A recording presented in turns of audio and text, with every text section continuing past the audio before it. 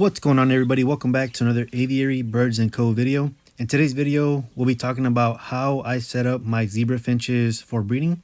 Now, the cage that I do use is going to be the You and Me flight cage. Now, this cage, I did purchase it off of Petco. You can buy it online or purchase it in store. They actually also offer it at Amazon. Now, I really like this cage. I like the dimensions of it. So the dimensions are 30 inches wide, 18 inches high, and 18 inches deep. Now, that is a really good size. I went ahead and I split it down the middle. So the cages by themselves or the individual cages are going to be 15, 18 by 18. Now, these cages are what I use for breeding. What I will be doing this year is most likely separating my pairs into a flight cage based off females and males when I'm not in the breeding season. So next winter. I currently do not have that set up yet, but I do plan on having that in the future here. Now, each cage does have their own cuddle bone. So I do use this preview cuddle bone holder.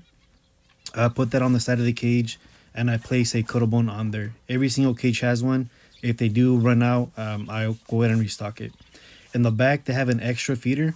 Now, that feeder is going to be for excess feed when they start having babies. And I want to make sure they always have feed in there. They do have a little swing. And then on the left side, they have a little tray. In that tray, I do give them high calcium grits. Kind of helps them make sure they're not egg bound. And they also get a little bit of charcoal. Now, that charcoal does help them with their digestive system. Essentially, just give them a pinch of each in the little white tray. And I just place that white tray inside their cage. Now, I do fill that up maybe every other month or so, depending on how frequently they go with it. In the bottom, there is a secondary tray. That's the tray I usually put their egg food in, or any vegetables or things like that. The water source that I use as of now are going to be these two clear trays. They do use that for water, and they also bathe in it. So I do switch that out on a regular basis. Now, their main feed source is going to be this automatic feeder. I did purchase this off of Amazon. I do have Amazon affiliate links if you check the link in the description, but I really love this feeder.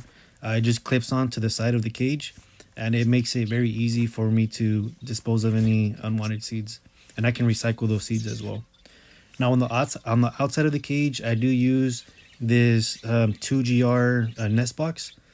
Because my cages are 15 by 18 by 18, I want to maximize the space, so I brought the nest box outside, and it allows me to do nest checks. And it's very easy for me to, once that nest has fledged, to go ahead and remove all the nesting material and have them build a new one.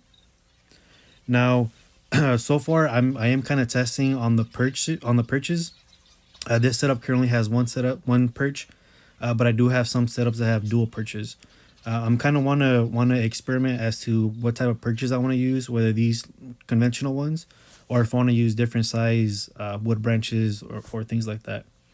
Now, as far as nesting materials, I do use coconut fiber.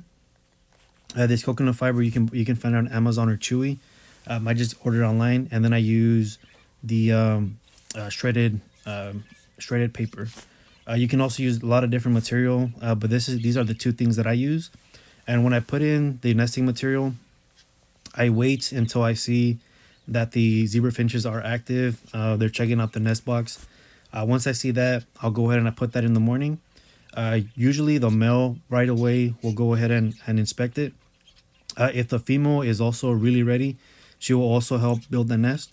But in the morning, I'll go ahead and I'll add the nesting materials. And by the end of the day, the finches are already going to put everything inside the nest box and have it squared away. Now, the nesting materials and the whole process of finding it, kind of playing with it, it is very interactive for the birds. So I do let them do their thing. I won't place the nesting materials inside the nest. Kind of gives them something to do.